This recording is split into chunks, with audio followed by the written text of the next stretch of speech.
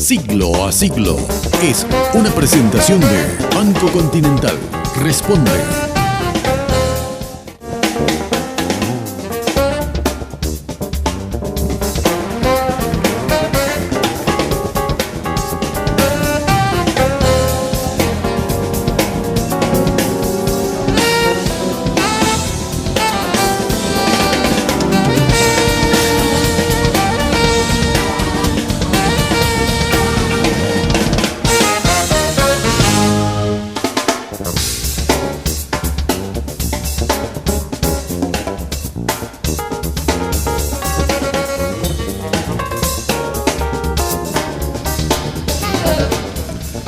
Buenas noches, cordial saludo aquí desde Asunción, República del Paraguay. Gracias por estar con nosotros, por acompañarnos en esta nueva programación de Siglo a Siglo, que corresponde al día de hoy, martes 5 de marzo del año 2013, que nos encuentra precisamente con una información que viene a convulsionar a toda la comunidad nacional e internacional con el fallecimiento del presidente de Venezuela, Hugo Chávez. Eso ha motivado cambios en la programación de nuestro Siglo a Siglo de hoy y desde luego vamos a tener que analizar todo esto con nuestros invitados ya esta noche. Saludo a mi compañera de tareas, Mariana Pineda. Buenas noches, Mariana. Buenas noches, Oscar, y un gran saludo a toda la audiencia de Siglo a Siglo. Efectivamente nos sorprendía en esta tarde la confirmación del fallecimiento de Hugo Chávez. Puntualmente a las 16 horas con 25 minutos es la hora que ha sido confirmada, la hora de la muerte. La información fue dada a conocer por el vicepresidente Nicolás Maduro. Hugo Chávez falleció con 58 años a raíz de un cáncer que ya le fuera detectado en el año 2011. ¿Cómo queda el socialismo del siglo XXI sin Hugo Chávez? ¿Cuál es el futuro de Venezuela? ¿Cuál es el futuro de la región cuando hablamos de un líder sumamente influyente y de un líder que de algún modo podríamos decir tiene alineados incluso a varios presidentes del continente? Es así. La desaparición física de Hugo Chávez ha generado ya diversas reacciones en el ámbito nacional y por supuesto en el ámbito internacional. Nosotros hemos convocado a personas que conocen la estructura política de Latinoamérica, cómo están conformadas las tendencias y las ideologías, y nuestros invitados analizarán con nosotros el devenir de lo que será América Latina sin Hugo Chávez y la influencia, por supuesto, que tuvo él también en otros países de la región. De modo que ese será el tema principal de esta noche aquí en Siglo a Siglo. Algunos de nuestros invitados ya están con nosotros y les invitamos a compartir sus comentarios, sus mensajes a través del 11-222 y también de las redes sociales, de modo a tener un análisis amplio y por sobre todas las cosas, criteriosos de lo que fue el político, el militar, el presidente de la República, Hugo Chávez, hoy ya desaparecido. Así estamos iniciando Siglo a Siglo.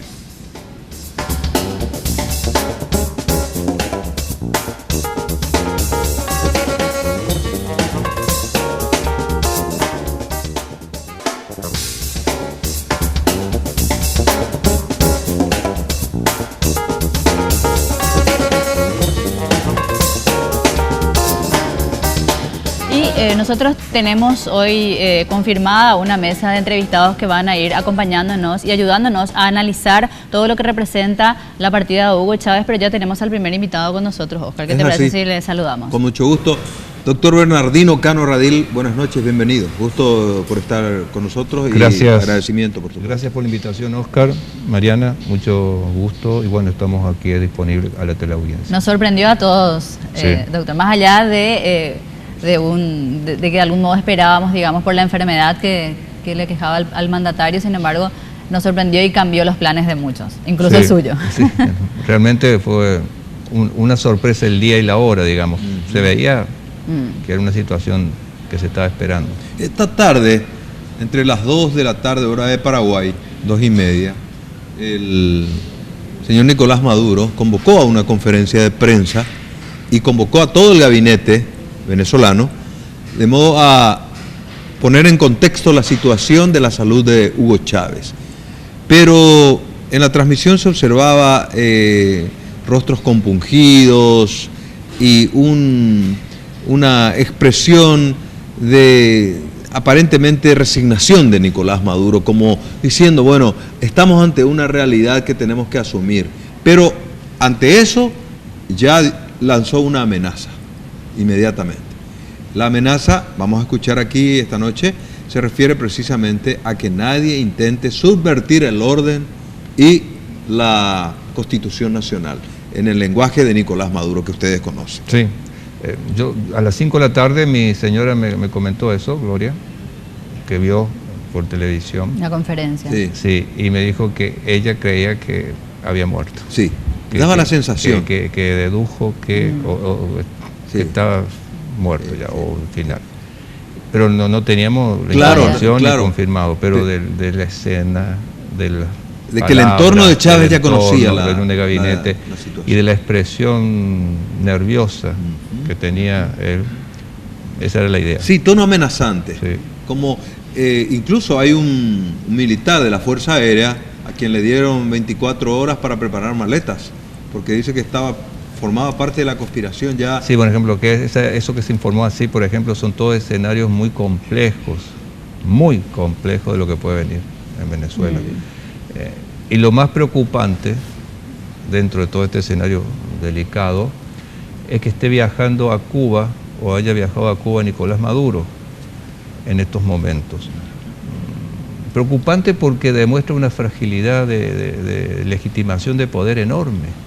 En medio de la crisis, con todo lo que tiene que enfrentar, resolver, planificar, unir dentro del propio equipo de gobierno, irse a otro país, es una fragilidad institucional muy seria, que espero que no repercuta en la estabilidad del gobierno venezolano, ¿no? Porque la parte que primero hay que desear en esta circunstancia es que esto termine pacíficamente.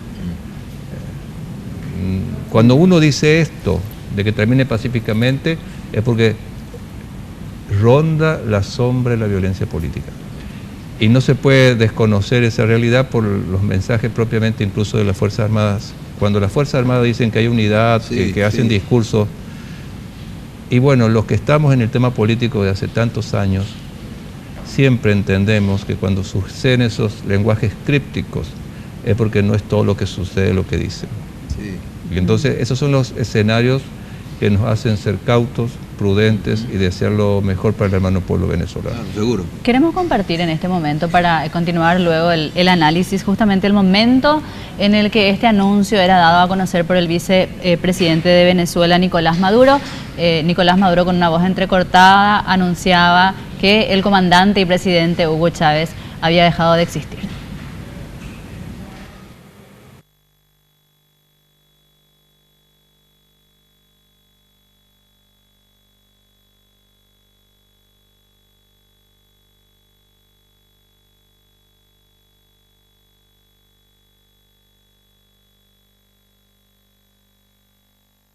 Todos esos detalles que nuestro pueblo querrá saber, en los próximos minutos y horas se lo transmitiremos.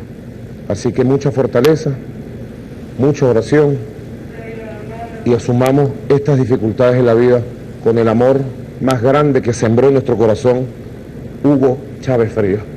Honor y gloria a Hugo Chávez. Honor y gloria. ¡Que viva Hugo Chávez! ¡Que viva por siempre! ¡Para siempre! Bueno, un momento que se instala en este momento sin dudas en la historia. Doctor, más allá del anuncio, ¿cuál le parece a usted va a ser el escenario inmediatamente posterior, ahora mismo en Venezuela? ¿Qué puede llegar a suceder? Lo que debería pasar es que renuncie a la vicepresidencia y a la presidencia en ejercicio Nicolás Maduro para ser candidato, porque hay un impedimento constitucional para que él pueda ejercer la candidatura en el cargo. Si es que él renuncia, tendría que asumir el presidente de la Asamblea Nacional, Cabello, Yosnel Cabello. Eso sería el transcurso y votarse en 30 días. Convocar una nueva elección. Una elección y votarse en 30 días. que sería lo lógico, lo más prudente, y con el empuje propio de los hechos va a garantizar el triunfo sin mucho trauma del oficialismo. Seguro. Pero veremos si pueden desarrollarlo a ese cronograma, que sería lo sensato. Porque, insisto, me sorprendió, pero realmente me sorprendió, y no le encuentro una explicación política seria. Al viaje de Maduro. El viaje de Maduro. Es sorprendente porque no conozco antecedentes en otra circunstancia de otro país que ante la muerte de un líder, de un presidente, el que lo sucede, viaje al exterior. Ahora, es sorprendente. manejaba en las últimas horas de esta mañana, en los medios de prensa venezolanos, de que el viernes en horas de la noche, ya ante la gravedad de la salud de Chávez, de nuevo, de manera secreta, lo llevan a Chávez de vuelta a Cuba. Y otra información contradictoria es de que él falleció en Caracas, en un hospital militar. ¿No podría ser esa primera versión la que lo lleve a Maduro a Cuba, doctor? Mira, especular sobre los grandes hechos históricos es peligroso. Veremos con los próximos días qué pasa, porque la verdad va a salir. Va a salir. Sí. Entonces yo no quisiera hoy especular en homenaje al hermano pueblo de Venezuela, al deseo que resuelva bien, porque no quisiera dar ninguna opinión que pueda perturbar o eventualmente enrarecer el ambiente político que tiene que haber. A pesar de que, hay que ser existe, prudente. A pesar de que existe hoy, doctor, comentarios muy radicales ya, no, pero, en los cuales yo creo que no podemos caer, porque no somos parte de la política de Venezuela, pero sí hay y nos afectó, otros intereses. Incluso yo como paraguayo me siento afectado por la política de Chávez y Maduro, porque fue agresiva e injusta, pero hoy es un momento de duelo. Pero además hay que entender, para hacer un análisis completo, que el liderazgo de Chávez, su estilo carismático, divide las aguas, produce pasiones enormes, odios enormes, sean de centro izquierda o izquierda, o sea, son liderazgos asamblearios, plebiscitarios, carismáticos, semiautoritarios, autoritarios, muy típico de la cultura hispanoamericano-mediterránea, y él es un exponente típico y de gran nivel en ese aspecto, un gran exponente. Entonces es normal que hoy haya personas que sientan que se le muere el padre, o haya un paralelismo entre la muerte de un ser muy querido, porque se sienten identificados, porque son personas de una gran empatía, pero así también hay otros que pueden tener un odio que los pueden llevar a festejar la muerte.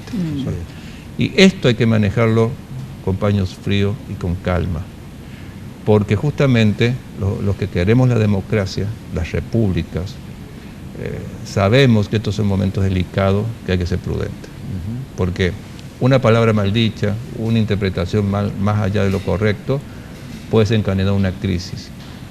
En Venezuela, en nuestra situación incluso nacional, porque muchos podrán decir, bueno, ahora Paraguay tiene que... Y sí, Paraguay tiene que sentir esta situación, reflexionar los próximos días, ver cómo evoluciona el proceso venezolano, ver el estilo del proceso venezolano, y posiblemente revisar su posición con respecto al ingreso de Venezuela al Mercosur posteriormente. Pero estas son decisiones que hay que ir madurando. Nosotros también tenemos unas elecciones que están siendo muy observadas. ¿Cierto? Si va bien en Venezuela van a ser antes. Eso también tiene que ver en todo este escenario político. Les cuento que el dramatismo de la elección paraguaya y todo el faro mundial que estaba mirándonos, de pronto después del 5 de marzo va a perder fuerza y atención, porque la mirada va a girar absolutamente a Venezuela y a Caracas. Nosotros pasamos a ser un problema muy... Cambia el escenario. Cambia totalmente el escenario. Cambia el escenario en un grupo de países, cambia el escenario en Venezuela, y hay que ver si cambia el estilo del escenario político. Van a cambiar los discursos, doctor Cano. Sí, pero hay que ver también qué estilo le impone Maduro. Ningún liderazgo carismático es igual a otro, pues justamente son únicos, son singulares, son singularidades políticas. Entonces, esas discrepancias en los estilos va a producir efectos políticos, queridos y no queridos. Hay que ver cómo es la relación de Maduro con Ecuador, por ejemplo, con Bolivia, con Argentina en particular. Yo Porque no creo, pero todo- ni remotamente, por lo que he visto, y yo tuve la oportunidad en el comité político del partido Colorado, asistir a la presencia de Maduro, lo he visto físicamente y hablar personalmente, pero ni remotamente se parece a Hugo Chávez, pero ni remotamente. Bueno, todos esos son elementos que hay que tener en cuenta. Excelente. Tenemos Estamos una analizando. información de último Sí. momento, nada más para compartir. Los mandatarios también se están haciendo sentir. Uno de ellos a través de su cuenta en Twitter, cuenta oficial de Juan Manuel Santos, presidente de Colombia, ya expresaba unas palabras y dice: lamento profundamente la muerte del presidente de Venezuela, Hugo Chávez. Nuestras sinceras condolencias al pueblo venezolano. Es una gran pérdida para Venezuela y para la región. Ya llegó también el embajador Hugo Zaguer Caballero, en un ratito él se va a sumar a esta entrevista. Y antes podemos compartir, Oscar, si te parece bien, lo que sucedía aquí a nivel local. ¿Cómo Aníbal no? Carrillo, Carlos Sí. Cirizola. ¿Cómo no? Se expresaban Escuchamos al respecto. reacciones también de políticos paraguayos que se expresaban hace algunos instantes en un acto público allí en el Panteón de los Héroes sobre la muerte de Hugo Chávez.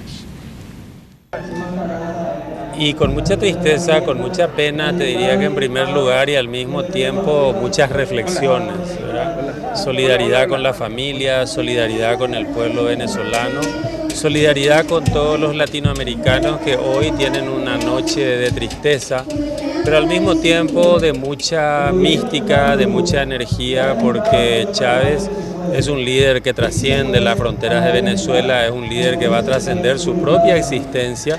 Es un dirigente que ha hecho frente a todo un proceso neoliberal y que ha logrado para su país y para muchos otros países de Latinoamérica mostrar nuevos caminos, nuevas alternativas y una búsqueda genuina y muy original en América Latina. O sea, deja un legado para el sector de la izquierda y cómo se proyecta ahora sin Chávez. y no solamente un legado teórico, deja una América Latina muy diferente a como él lo recibió hace 15 años.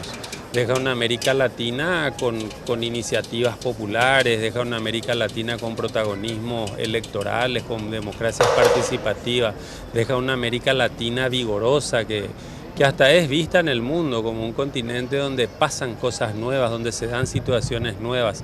Y Chávez ha sido sin duda un protagonista muy importante de esto, ¿verdad? El proceso electoral, ¿cómo llamar en Venezuela? ¿Se tienen que elegir nuevas autoridades? Se tienen que elegirla de acuerdo a su constitución. Yo creo que eso ahora las cosas están mucho más claras y se tiene que regir por su constitución. Estoy seguro que el Partido Socialista Unificado de Venezuela es un partido vigoroso, grande, fuerte, que estará en condiciones de sostener este proceso más allá de la confrontación y de la lucha que tiene con sectores conservadores venezolanos. Pero sí, debe seguir la constitución adelante. Bueno, en primer lugar, mi solidaridad con el pueblo y con el gobierno de Venezuela, con la familia del presidente Hugo Chávez. Lamento mucho esta pérdida irreparable de la muerte que se da con la muerte del presidente Hugo Chávez, porque fue un gran presidente de Venezuela y un gran líder de América Latina. Sin lugar a dudas, ha ejercido un liderazgo muy fuerte y ha sido un propulsor, ha sido un gran defensor de la unidad latinoamericana, de la integración regional, de la integración de América Latina. La nota es cómo es que el Frente Guazú mínimamente no suspendía o postergaba este evento, ya que escuchábamos ahí la solidaridad y La presidenta argentina toda la suspendió música. su agenda y Claro. el Frente Guazú no suspende su acto. Muerto Claro. el rey, viva el rey. Saludamos Tal al cual. doctor Hugo Bernardino Zaguer, embajador, quien también hizo un paréntesis en su agenda de esta noche para compartir con nosotros. Doctor, queremos darle la bienvenida, gracias por estar aquí. Gracias, Oscar, es un placer poder estar con ustedes, Mariana, y Bienvenida. compartir acá con el estimado amigo y tocayo Y queremos Bernardino Cano Radil. Queremos agradecerles porque hemos cambiado toda la agenda de la programación del canal y las vuestras. las vuestras también, de modo que va a compartir con nosotros también esta noche, esta mesa, el doctor Víctor Jacinto Flecha, analista también.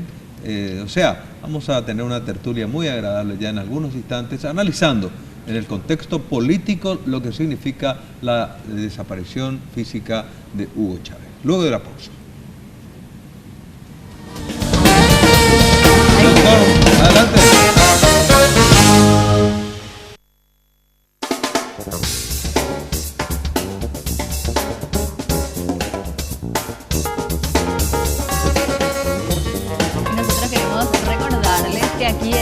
a Siglo tenemos muebles que son directamente importados desde Estados Unidos porque son de Quality Center, y todos los productos de Quality, hablando de muebles, de accesorios para decoración, iluminación, también prendas de vestir, todo lo que encuentres allí es directamente importado desde Estados Unidos y por supuesto son de la mejor calidad. Quality Center está sobre la avenida España 2065. Y para quienes están buscando una opción profesional, en la fase Falevi de la Universidad Evangélica del Paraguay van a encontrar diversas opciones para su formación académica. Licenciaturas en educación, licenciatura en lengua inglesa con énfasis en traducción o en profesorado bilingüe, además de diplomados, maestrías y especializaciones en diversas áreas. Fase Falevi tiene inscripciones abiertas y está esperando a que llegues hasta allí y puedas iniciar tu carrera profesional. Y quisimos compartir con personas entendidas en materia de la geopolítica, particularmente lo que hace relación a nuestro continente, y tenemos a nuestra mesa ya instalada. Nuestro equipo de invitados se ha completado. También vamos a saludar al doctor Víctor Jacinto Flecha. Bienvenido, buenas noches, gracias por estar con nosotros, doctor. Buenas noches, un placer estar con ustedes y con la audiencia. Una variación en la agenda de todos esta noche aquí, la programación del canal también, y sabemos que ustedes hicieron un esfuerzo de estar aquí con nosotros, pero de hecho la situación amerita compartir y analizar. ¿Qué espera al Paraguay a partir de ahora, doctor Bernardino Saguier Caballero, ante la desaparición de Chávez? Nosotros estábamos en cierto modo marginados por Venezuela, éramos la oveja negra dentro del continente con Hugo Chávez dirigiendo o articulando la política latinoamericana. Yo no lo pondría en esos términos, Oscar. Yo creo que primero hay que recordar que el comandante Chávez ha tenido excelentes relaciones con varios gobernantes en el Paraguay. Anteriormente. Nicanor. Con Nicanor. Todos recordamos a Nicanor con la boina bolivariana. También mantuvo muy buenas relaciones pues con el presidente Lugo. El presidente Chávez ha sido fundador del movimiento siglo XXI.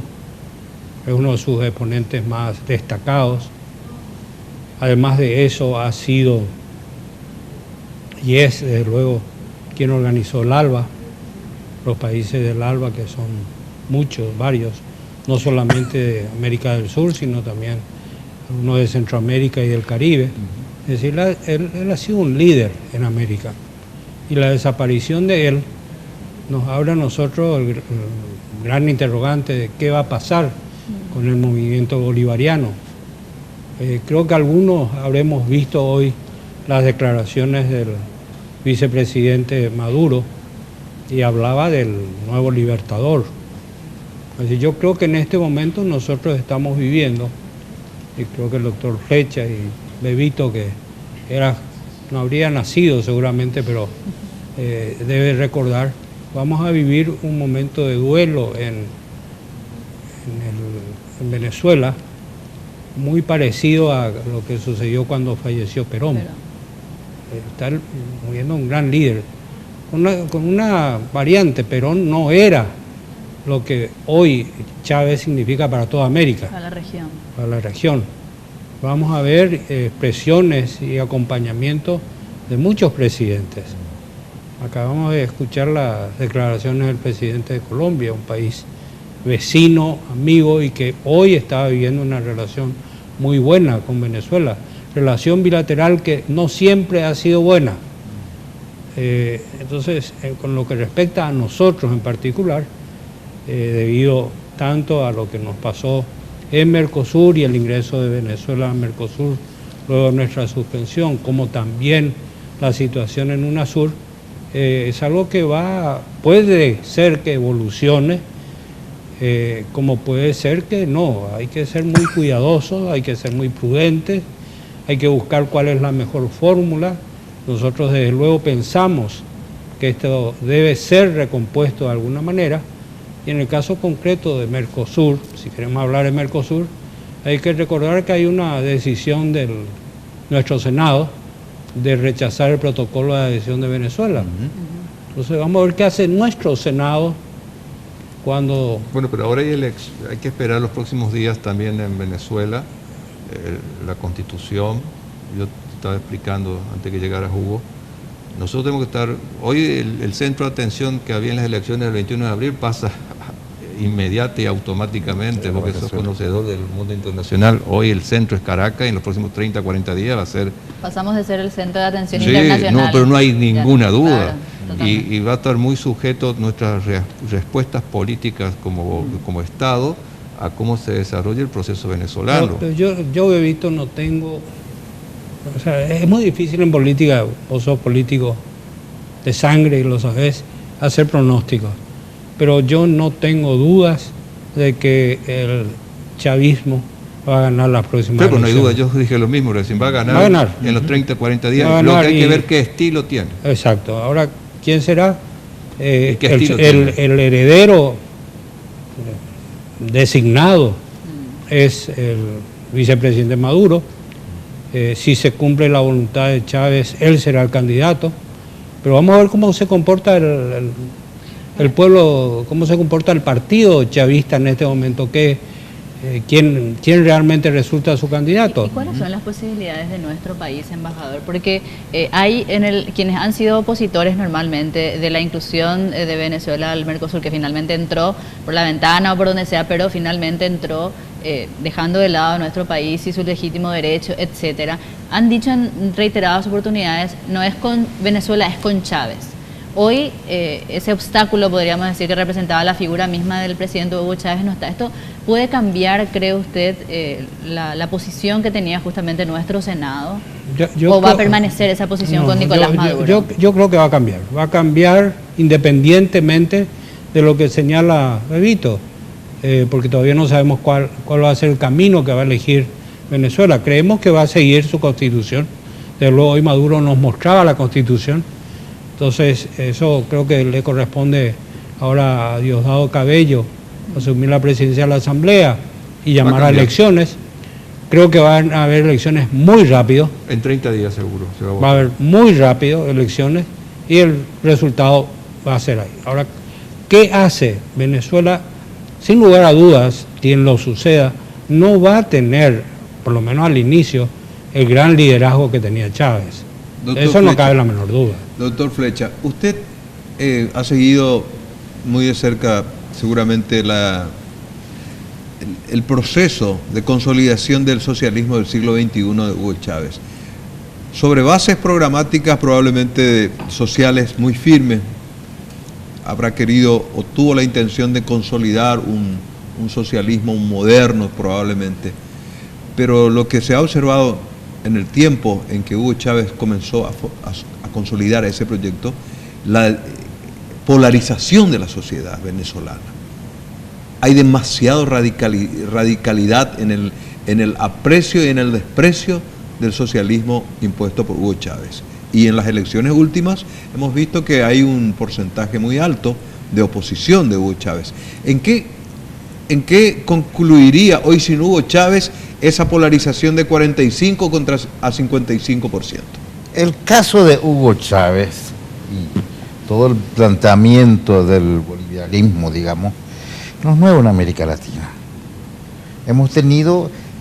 Fue un líder populista.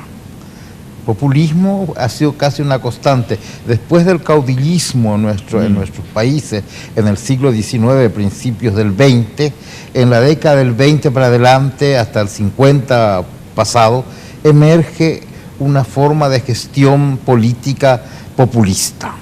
Son grandes líderes unipersonales, capaces realmente de movilizar a enorme cantidad de masas. Perón Vargas en el Brasil, Perón en la Argentina, son muestras acabadas de lo que fue.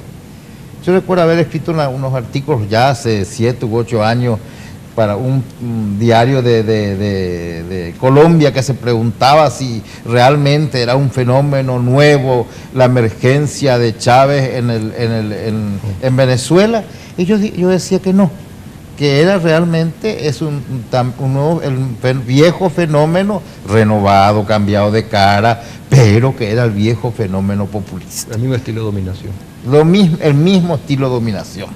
Así que yo no creo que, además, cuando se habla de la influencia, el liderazgo de Chávez en América Latina, bueno, también los procesos han cambiado y hoy la comunicación, el acercamiento entre los países son mucho más fluidos, mucho más fáciles de lo que fue en la época de Perón. Pero está muy dividida Venezuela con Perón ese liderazgo. Era un líder realmente de una estatura continental, era una figura extraordinaria. Perón también, igual que Chávez, dividió absolutamente la sociedad. Hay un sector, un enorme sector que hoy están llorando, y también se repite entre otros líderes de América Latina, y otros que están bailando de contento. Eso parece que es la consecuencia más negativa que deja ese tipo de liderazgo, la gran y la fuerte división de la sociedad. Van de un extremo a otro, doctor Cano. Van de un extremo a otro. Es peligroso eso. Terriblemente peligroso. Y es lo más peligroso que tiene en este momento el tránsito de la desaparición de Chávez. Correcto. A la emergencia. Emergerá realmente un nuevo líder con esa tan carismático, pues era un hombre con un carisma extraordinario, es el que hablaba horas y horas, tipo Fidel Castro, que hablaba así enormemente. Bueno, Maduro, yo no me da la impresión de que sea un hombre con esas características. Así que es muy difícil que se mantenga ese liderazgo. La pregunta pudiera ser que esto se mantenga para las próximas elecciones, que son en 30 días, si es que se lleva a cabo, La pregunta que vamos a dejar al aire es la siguiente: ¿son útiles, beneficiosas esas figuras firmes, las figuras como Chávez, como Perón? ¿Son útiles o no para una sociedad Hay bibliotecas moderna? enteras a favor y bibliotecas enteras De esto vamos a hablar luego. En este caso es exactamente así. Quiero leerles unos mensajes que llegaron. Oscar y Mariana, excelente el programa de la fecha. Más aún con las figuras invitadas, doctor Cano Radil, doctor Zaguier Caballero, doctor Flecha. Es sumamente ilustrativo sobre lo que pasa y puede pasar en Venezuela. Saludos, dice el doctor Carlos Duarte Torres. Uno de los mensajes. Después vamos a seguir leyendo algunos que llegaron. Vamos a una breve pausa y luego seguimos aquí con nuestros invitados analizando la situación de Venezuela y la desaparición de Hugo Chávez.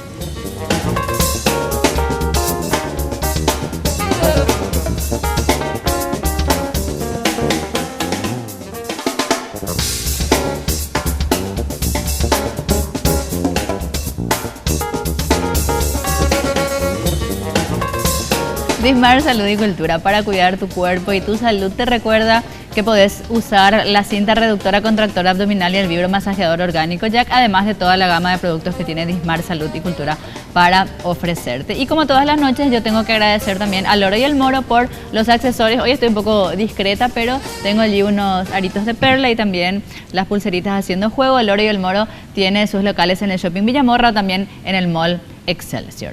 Y dejábamos la pregunta que vamos a hacer correr ahora con nuestros invitados, comenzando por el doctor Víctor Jacinto Flecha. ¿Es conveniente? ¿Resulta provechoso?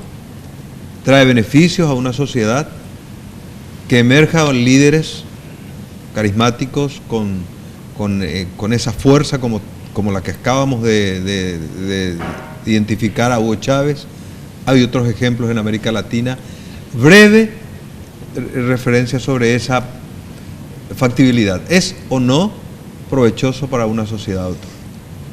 Normalmente, con todos estos movimientos, lo que pasa, hay un debilitamiento de la ciudadanía, del ciudadano, digamos. Y lo que emerge es una masa anómala que no piensa, que no analiza, que sino solamente cree firmemente en su líder.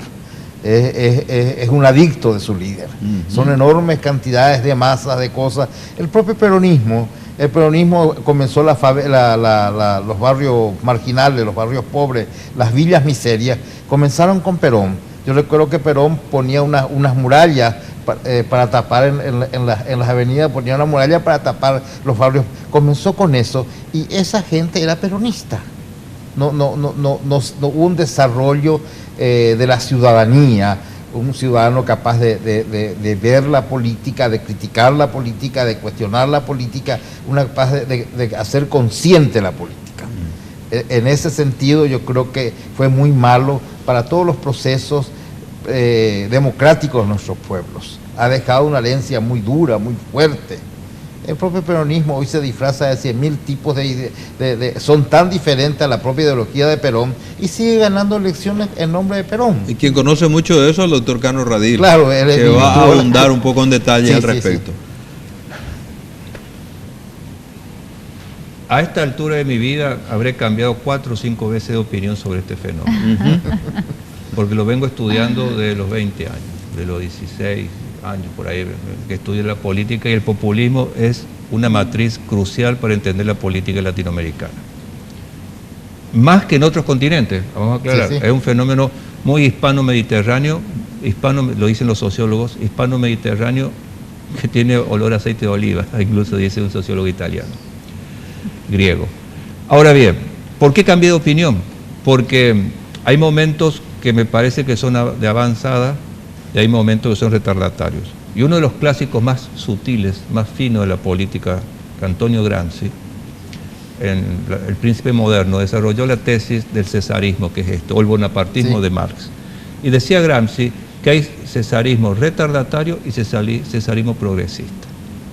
¿Por qué serían las facetas progresistas del cesarismo, del populismo, del bonapartismo? Porque primero produce, aunque sea al tropel y amontonando, inclusión. Normalmente son regímenes oligárquicos que producen una enorme marginación y exclusión, y estos modelos carismáticos producen una enorme inclusión. Sí, mal que mal, a lo torpe, el cajón entra al carro. Ahora no se puede acomodar. Ese es el grave problema. ¿Por qué? Porque tiene un costo que es crucial para la democracia. Destruye la mediación. No puede haber democracia sin mediación. ¿Qué es la mediación? Es el intercambio de élite con poliarquías. Me parecen términos muy complejos, pero son fundamentales para tener una sociedad democrática. Élite económica, pensante, profesional, política, y poliarquía, que tenga poderes. Y este tipo de liderazgo anula los poderes sociales. Es él y el pueblo, o él y la masa, es César. Bueno, entonces no termina en democracia, pero ayuda en cierto momento a la inclusión social y a una mayor equidad. Por eso que son tan fuertes cuando llegan al poder y fracasan si no llegan. Se han asentado un exitismo muy fuerte. Y desde la perspectiva sociológica... Quiero terminar este punto. Sí. Y en el caso concreto de Perón, se puede decir que fue positivo en alguna medida.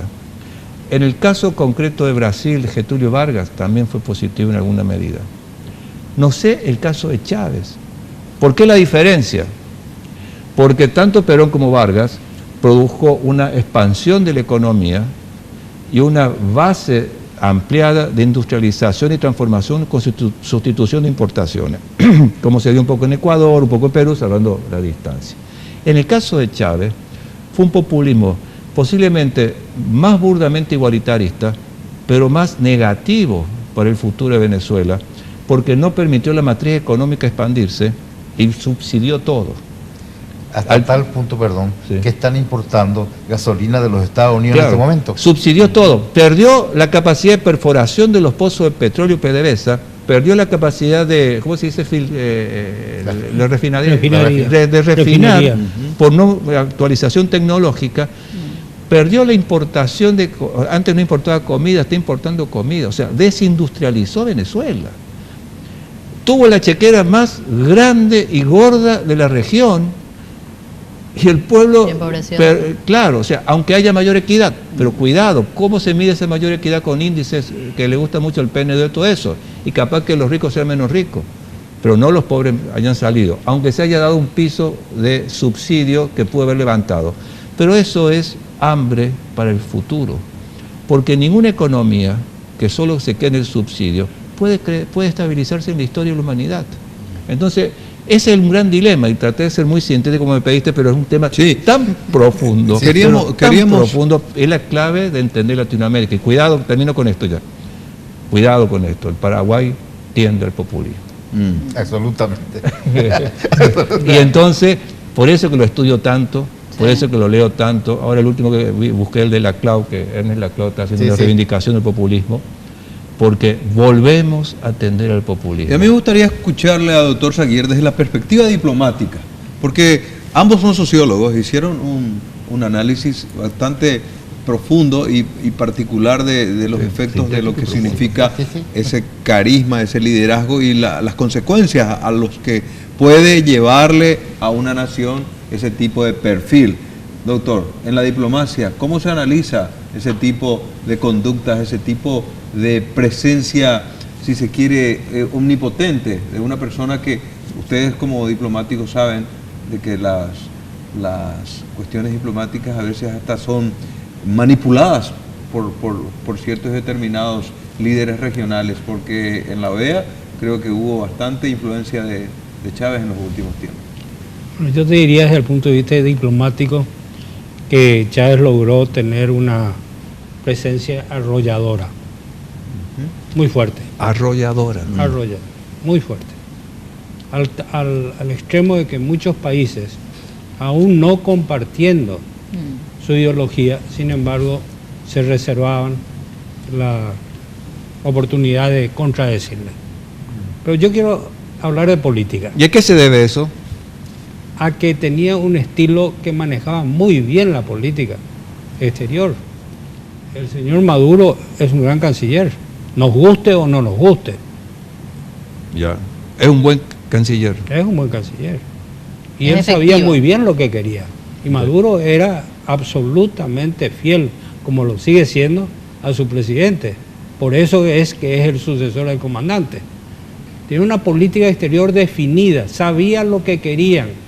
O sea, ¿qué reclamamos nosotros siempre de nuestro país, Bebito? De que no sabemos lo que queremos. ¿Dónde está la política exterior de Estado? No existe. Cada vez más errática. Cada vez más errática. Trágico. Esa es una realidad. A mí me tocó vivir, yo era representante de OEA en Ecuador, me tocó vivir el nacimiento del siglo XXI con Rafael Correa. Y una de las características que ellos han señalado del populismo es justamente que se nutre de los reclamos populares, van en contra de los monopolios, sea de la prensa, sea de los bancos, sea de las grandes empresas de alimentación, lo que fuera, y lo hacen con mucha efectividad y buscan repartir un poco más la riqueza. Ahora, ¿hasta qué punto lo logran o no? Pero el efecto les ha salido muy bien hasta ahora. Esa es la realidad. Yo les puedo asegurar, en el caso concreto de Ecuador, donde he vivido, y el presidente Correa acaba de ser reelecto en forma contundente, Abrumadora. por varios años más, que el pueblo lo acompaña. El pueblo está contento con su gobierno y con la manera que él conduce el destino. Entonces, por otro lado, tenemos que analizar, y es una realidad, que políticamente esto es la respuesta a ciudadanos descontentos con el manejo tradicional de la política. Así es. Y a la vuelta de la Es la pausa, respuesta a los regímenes Nosotros en este oligárquicos. momento, Sí, perdona, y con eso Sí, termino, sí. Es la respuesta. dentro del Partido Colorado, Sí. estamos justamente respondiendo a eso. Nuestro candidato, el que ha ganado nuestra interna, es un outsider. sí. Y probablemente va a ser electo presidente de la República del Paraguay por eso, porque hay alguien que trae algo nuevo, distinto. Tenemos que hacer una pausa y a la vuelta me gustaría que podamos hablar un poco justamente de la situación local y de la pregunta que quizás nos hacemos todos. ¿Qué pasa con la izquierda paraguaya? ¿Qué pasa con el Frente Guazú, con ese sector que muchos dicen justamente el soporte era Hugo Chávez? Ya regresamos. Muy bien.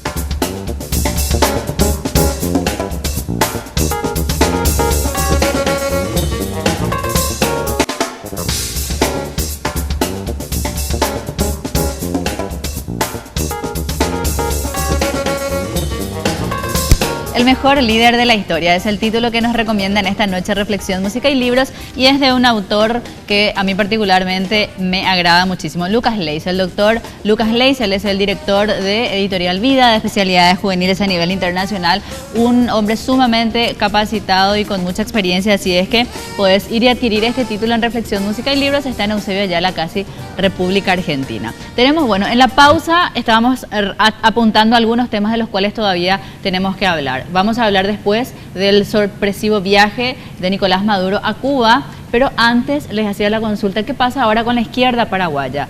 Muchos dicen, y en otros términos, se cerró la billetera, pero la pregunta es, ¿qué va a pasar ahora? Las elecciones están próximas, el escenario en Venezuela cambia. Doctor Cano Radil, ¿cuál es su percepción o su pronóstico?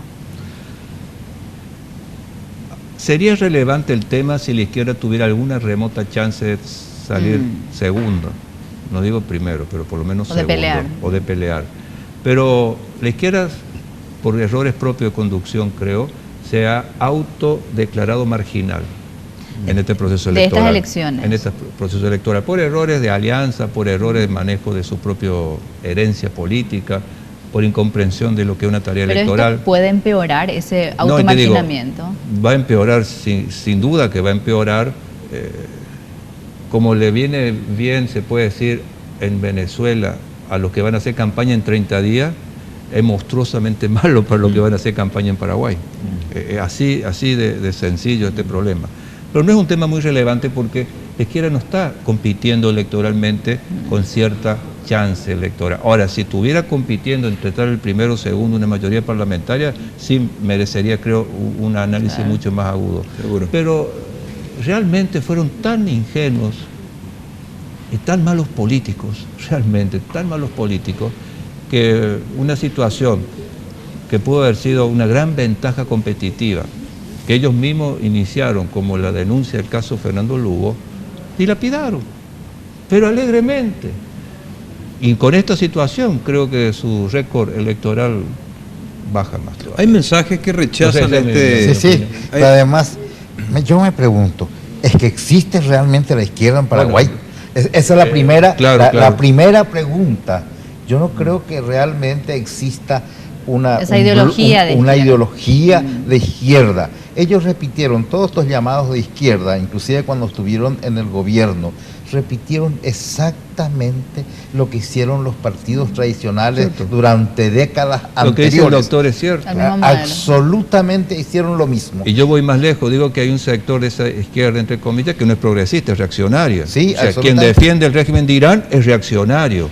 Es la derecha, cualquier sector progresista que es hijo de la Ilustración sabe que la teocracia es reaccionaria. Nos parece, nos parece que estamos haciendo un análisis criterioso, sin pasiones, pero de repente vienen mensajes que generan, en cierto modo, una pregunta que yo las voy a dar a conocer y le voy a dar al doctor Zaguier que me responda. Dice, ¿opinan los buitres más repugnantes de la oligarquía? Nosotros somos los que estamos opinando y somos buitres repugnantes de la oligarquía, doctor Zaguier. Nos dijeron buitres. Yo creo que no. Creo que los que estamos acá no lo somos. A mí lo que me llama mucho la atención, sin embargo, Oscar, fue el hecho de que estuvimos viendo hacer declaraciones a exponentes de la izquierda nuestra en un acto político que yo creí que lo hubieran suspendido ante la información de que había fallecido un compañero, como se llaman ellos, hermanos. Es una falta de tino como mínimo. Hermanos es la expresión y compañeros. Me extraña muchísimo. Una prueba más de la falta de tino con el cual se maneja. Sí, quién sabe. Yo creo que sí existe, doctor, una izquierda en nuestro país, pero una izquierda moderada, diría yo, con un grupo muy pequeño extremista. Desde luego el Partido Comunista es una demostración de que no existen prácticamente, y que pretende ser un centro izquierda en nuestro país, pero no deja de armarse, y cada vez que forman un grupo vuelven a dividirse entre ellos mismos. Es que son tan paraguayos como nosotros. Es lo que decía yo, es tan partido tradicional. Fíjense ustedes qué está pasando con este renacimiento del populismo en América Latina. Es que realmente están emergiendo dentro de la sociedad, sectores no clasistas. Anteriormente existían los movimientos obreros que serán representados por los partidos comunistas, de izquierda, cosas. Existían los partidos oligarcas que defendían determinados intereses. Hoy día, la sociedad defiende, emergen sectores como el área mujer, área juventud, inclusive áreas homosexuales o gay, áreas de cosas que tienen un peso electoral fuerte y que se reclama como negro, como negro, como mujer o como joven, reclama ser reconocido como tal. Anteriormente se reconocía la ciudadanía en tanto que uno podía votar. Hoy la gente no te reclama el derecho a voto. Hoy la gente te reclama que sea reconocido su propia identidad tal cual como es, negro, mujer, joven, que sea reconocido Lo que sucede, Víctor, es que hay un autor que ahora cuando estuve en Barcelona, que no conocía, Bauman se llama, muy interesante, La sociedad líquida. Ha hecho una serie de reflexiones, un pensador semi-anarquista, ¿no? Pero muy profundo.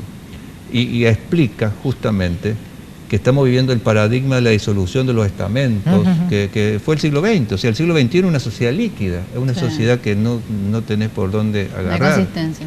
Hoy mi hija me contaba que estaba haciendo la experiencia del agua en el colegio, y que el agua le enseñaban que era líquida y dependía el continente, el contenido. Bueno, estamos un poco así con la política nosotros.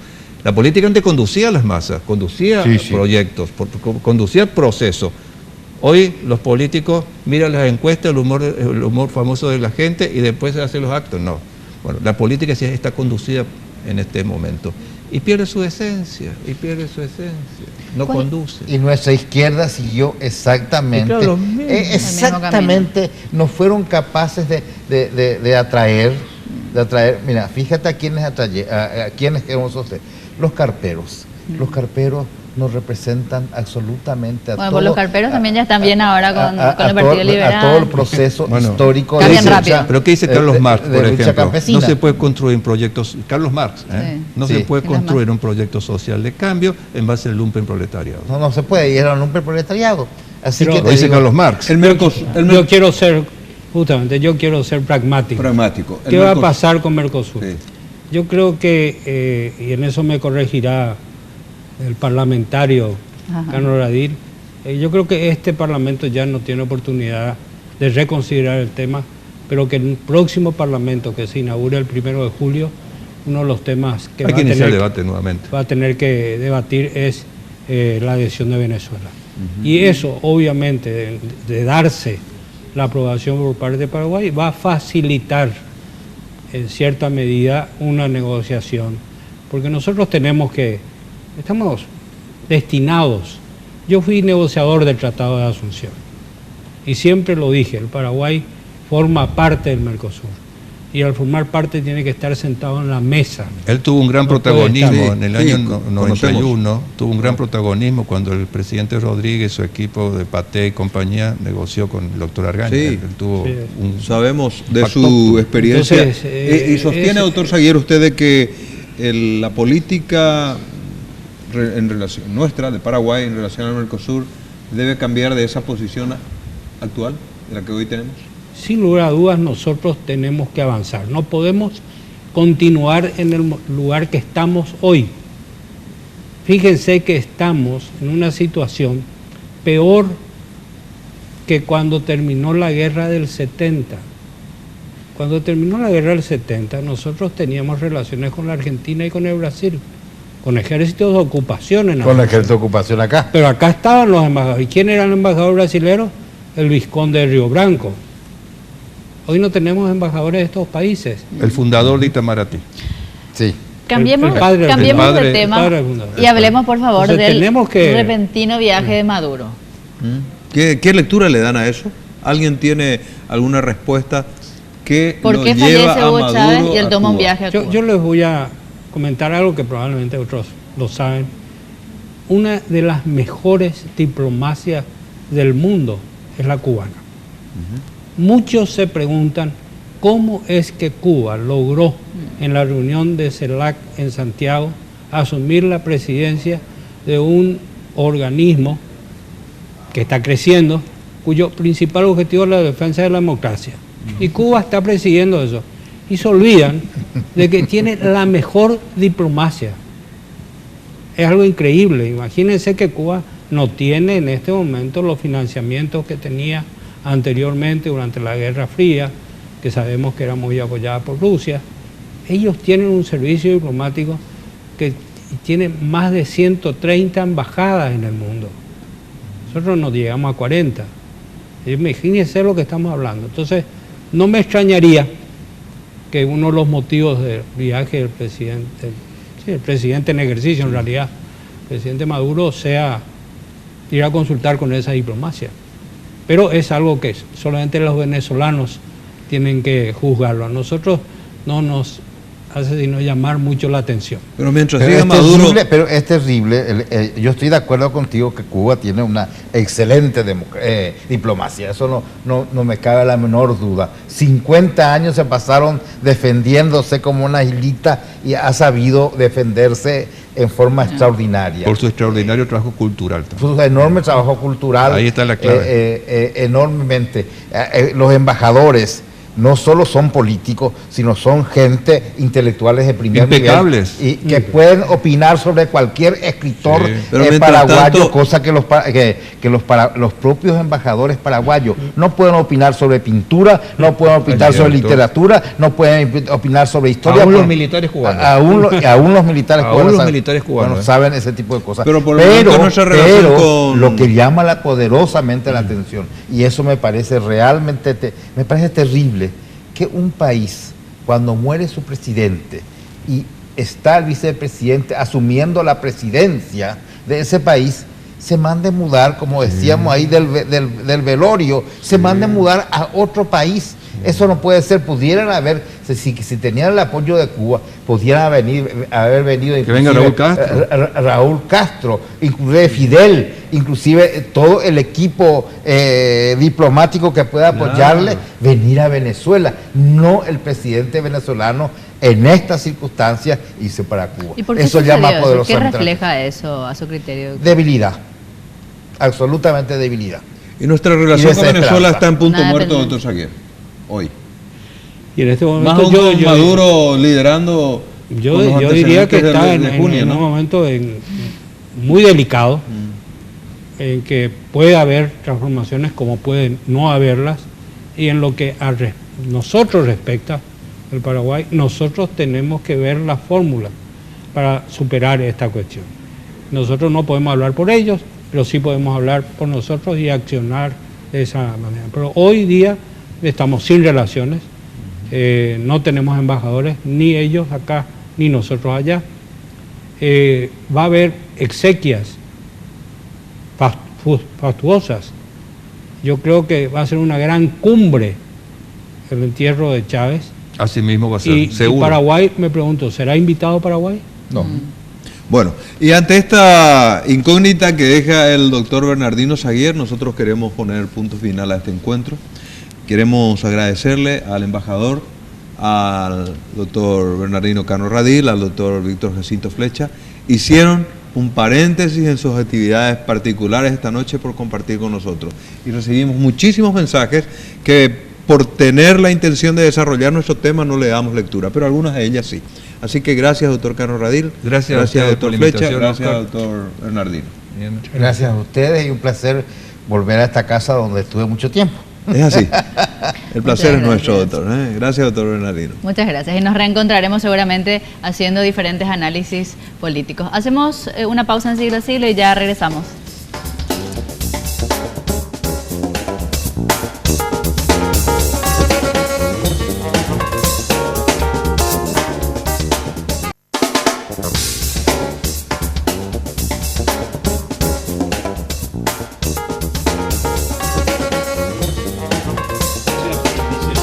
Raquiura Resort Day, un lugar maravilloso para compartir con tu familia, y también Raquiura Country, un proyecto de la gran familia de Raquiura para que vos y tu familia puedan ir y construir allí su vivienda. En Raquiura van a encontrar lotes disponibles, todavía quedan unos pocos, pero es cuestión de que vayas y visites ese lugar para que conozcas el terreno o la sede de tu próxima vivienda con tu familia. Rakiura Country y también Rakiura Resort Day. Vamos inmediatamente al último tema de la noche, porque mañana aquí vamos a tener, aquí en nuestro país, en Asunción, la inauguración de un museo de sillas. ¿De qué se trata este museo? ¿A quién corresponde la colección y cuáles son los atractivos? Es lo que vamos a conocer ahora con nuestros invitados. Es así, Mariana. Damos la bienvenida al arquitecto Jorge Yuri, precisamente director del Museo de Silla, y gracias por estar con nosotros. Buenas noches. Bienvenido. También nos acompaña Ricardo Blanco, él es arquitecto de la Universidad de Buenos Aires, UBA. Bienvenido. Gracias. Y por la derecha, Víctor López Moreira, arquitecto. Buenas noches. Buenas noches. Gracias. Bienvenido. Y Gustavo Bertolini, arquitecto y diseñador industrial. Bienvenido. Bueno, son todos arquitectos. Cuéntenle y cuéntenos de qué se trata este Museo de Sillas. Es una colección, entiendo, y según lo que estuve viendo, es una colección privada suya, arquitecto. ¿Usted estuvo? No, estuve leyendo. Sí. Bueno, en realidad ya pasamos la etapa de colección privada y creo que ya inclusive tenemos que hablar de un espacio de diseño donde funciona un museo de sillas. La silla es una excusa, nosotros lo que pretendemos hacer es hablar de diseño. Y nada mejor que para hablar de diseño que hablar de la silla, ¿no es cierto? Donde uno vaya siempre hay una silla que está escuchando, que nos está acompañando. Entonces, una empresa, yo soy propietario de una empresa que es la que se volcó. La que estamos observando. La que estamos observando. Es una empresa que fabrica y vende y se compromete con el diseño. Y desarrolló, digamos, una parte cultural y empezó a coleccionar sillas, que hoy está transformado en un diseño, ¿no es cierto?, y está abierto a la comunidad. Pero realmente lo que queremos transmitir es el concepto del diseño, cómo el diseño puede darnos conciencia, ¿no es cierto?, de educadores, de fabricantes de sillas, en este caso, pero de todos los objetos que nos rodean. Esto es, o sea, va a permanecer abierto como un museo, pero el fin principal de ustedes es hablar del diseño, de la evolución, de cómo ese diseño puede cambiar, pero mostrándolo en las sillas. El museo lo que hace es demostrar la historia del diseño a través de las sillas. Genial. Y el museo está abierto ya hace 2 años y medio. Lo que ha hecho ahora es mudarse a un espacio propio porque ya le quedaba chico. Funcionaba dentro de las instalaciones de Silday, ¿no es cierto? Hoy tiene su propio espacio y funciona dentro de otro espacio que es mucho más generoso, que hemos denominado espacio de diseño, donde casi tan importante como el museo funciona una agrupación que le hemos denominado EDU, y es un espacio que hemos destinado a todas las universidades del país. Qué bueno. Por primera vez, todos los universitarios del país tienen un espacio donde exhibir sus trabajos. Y no solamente eso, sino que estamos fomentando que todos los diseñadores del país tomen la sede del espacio de diseño como su centro para exponer sus trabajos. ¿Cuál es la dirección de la sede? Porque estamos invitando a la gente a que forme parte de esto, a que se acerque mañana también, que es la inauguración oficial, digamos. ¿Dónde está ubicado? Nosotros estamos sobre la avenida Artigas, a una cuadra de la entrada del Botánico, llegamos al final de Artigas, y en el futuro estaremos a una cuadra de la Costanera. Tenemos presencia extranjera mañana en la inauguración, ¿no? Bueno, no. Dentro del compromiso del museo y de este espacio, hemos traído a diseñadores reconocidos internacionalmente por su don de gente, por su capacidad, por su compromiso con el diseño, que van a complementar esta inauguración con una serie de charlas que en una sociedad, en una complementación con la Facultad de Arquitectura, unas se van a dar en el campus y otras se van a dar... Una de esas figuras es el arquitecto Ricardo Blanco. El señor que nos acompaña. De la Universidad de Buenos Aires. Así es. Gusto en estar con nosotros y escuchar un poco algunas opiniones respecto a este emprendimiento. Bueno, yo estoy realmente emocionado de estar en esto. Yo soy un fanático de la silla, Jorge lo sabe.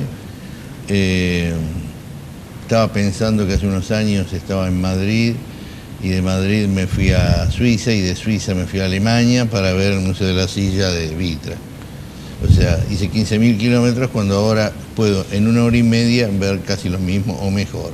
Ay, qué bueno. Así que para mí es una cosa más que de Paraguay, es latinoamericano esto. Qué bueno. Digamos, pero lo importante, lo que dice Jorge, es que más allá de la silla es una excusa que nos preocupa absurdamente a él y a mí, no sabemos por qué, es el diseño lo que nos interesa. Y yo quería hacer un comentario que tiene que ver con lo que estuvimos escuchando, algo de lo que estuvimos escuchando de lo anterior.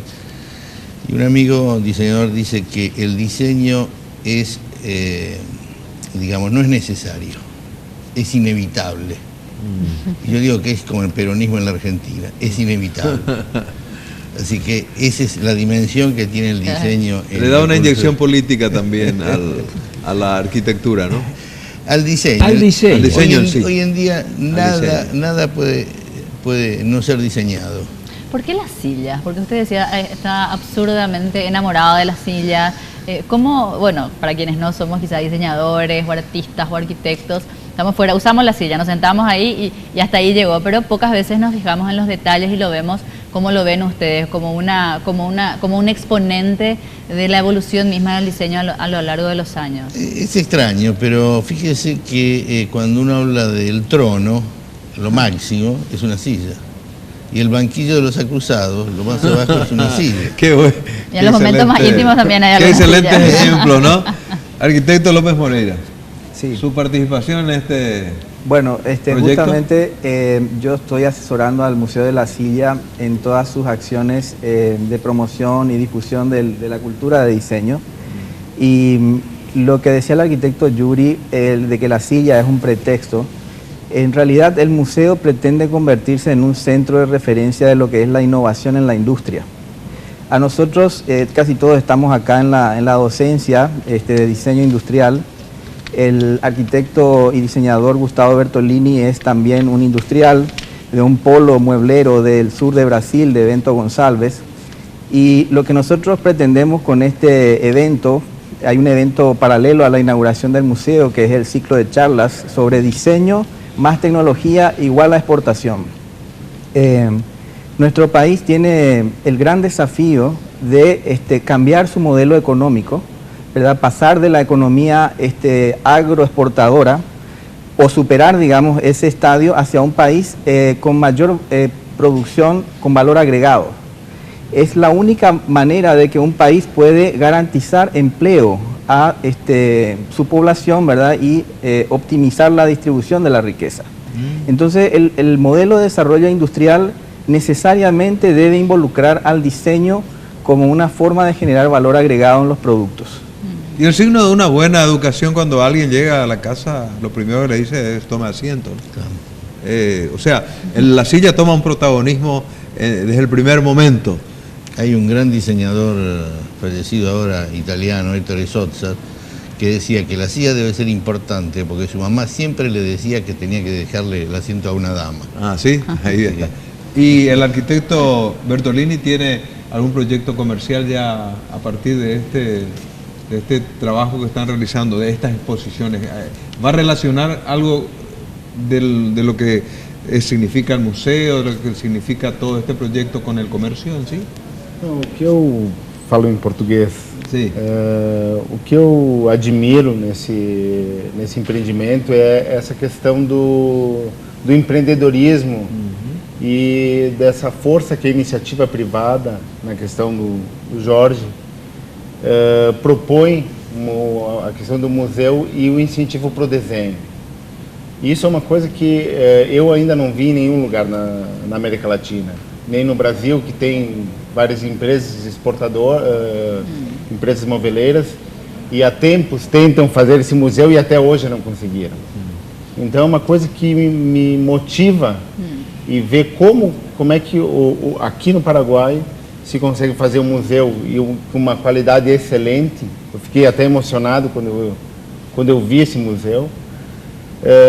Mas engraçado como é a questão da capacidade empreendedora e se doar para fazer uma questão para o desenho y para la sociedad latinoamericana. Y consta que Brasil es uno de los países que probablemente esté desarrollando con mayor facilidad y, si se quiere, con mayor prolijidad diseños industriales de sillas, ¿no, Yuri? Sí, Brasil es un gran productor. Es un gran productor. Creo que, por ejemplo, en lo que es oficinas, lleva el liderazgo acá en América. Pero volviendo a lo nuestro, que es lo importante es que venga Gustavo acá a enseñarnos lo que ellos ya nos llevan años. Ellos han incorporado el diseño Brasil como el valor agregado a la exportación. Brasil está exportando diseño. Si nosotros a lo que nos queda de nuestras materias primas le sumamos esa experiencia que él viene muy modestamente a transmitirnos, ¿no es cierto?, a nuestros productos, y empezamos a pensar que la materia prima tiene un valor mucho más importante que el que le estamos dando, tenemos que frenar la exportación de madera sin trabajar. Nosotros inmediatamente hay que hacer eso. Pero eso es inmediato. Sí. La soja, ahora ya, a partir no sé de qué años, ya se va a tener que exportar industrializada. Nosotros hemos sido exportadores de madera por arriba y por debajo del río, y toda la vida. Y las materias primas nuestras pueden competir en cualquier parte del mundo. Tenemos que defenderlas, y las tenemos que defender con diseño. Hoy, de esta mesa tan simpática que tienen ustedes, ¿no es cierto?, está cargada de diseño. Podemos decir me gusta, no me gusta, pero es una mesa diferente. Alguien puede decir dónde están las patas, ¿no es cierto? Y esto es lo que se vende, ¿no es cierto? Excelente, excelente. Musa es el Museo de Sillas de Asunción. Este emprendimiento va a ser inaugurado mañana. Está ubicado sobre la avenida Artigas, casi Juana Carrillo de Lara, una cuadra del Jardín Botánico. ¿A qué hora es la inauguración, arquitecto? A partir de las 7. ¿De las 7 de la mañana? No, de las 7. Ah, 19 horas. 19 horas. Pero quiero aclarar una cosita más. Aparte de inaugurar Musa, se va a producir el primer encuentro de diseñadores paraguayos. Digo primer encuentro, no sé si ha habido otros, pero es la primera vez que todos los diseñadores paraguayos... Por lo menos no recordamos que haya habido un evento que ¿no es cierto? Se asemeje a lo que ustedes seguramente Víctor sabe más que yo, pero yo creo que hay diseñadores que nunca estuvieron uno al lado de otro, por lo menos en la cantidad que va a haber, que hay más de 10, ¿no es cierto?, compartiendo las cosas que hacen. Qué bueno. Dejamos la invitación hecha para la audiencia y para los amantes de los diseños, para que mañana a las 19 horas entonces nos encontremos en este evento que lo hemos podido presentar brevemente aquí esta noche para ustedes, pero queremos agradecer la presencia de nuestros invitados y que tengan el éxito que ustedes ya están esperando. Esperamos que la gente vaya mañana. Esperamos que la gente vaya. Si me permiten una aclaración. Sí. El evento tiene unas jornadas paralelas, o sea, la inauguración tiene un ciclo de charlas que se inicia a las 15 horas mañana en la Facultad de Arquitectura, Diseño y Arte de la Universidad Nacional de Asunción, con las disertaciones de los arquitectos invitados. Perfecto. También algunos docentes estaremos dando unas charlas dentro de ese ciclo de... Blanco y Bertolini van a estar ahí mañana. Sí, también voy a estar yo. Perfecto. Muy bien, mañana a las 15 horas y luego... Breve corte y luego estamos en la parte final de su inauguración. Gracias.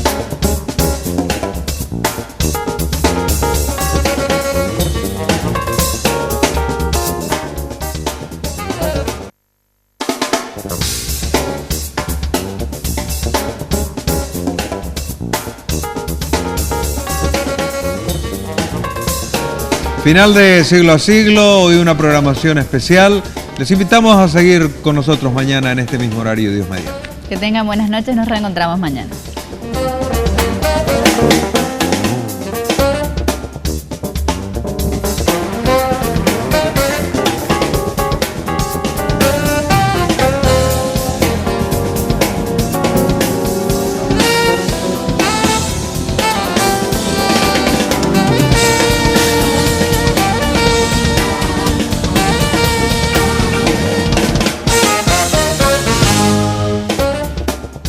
Siglo a Siglo fue una presentación de Banco Continental. Responde.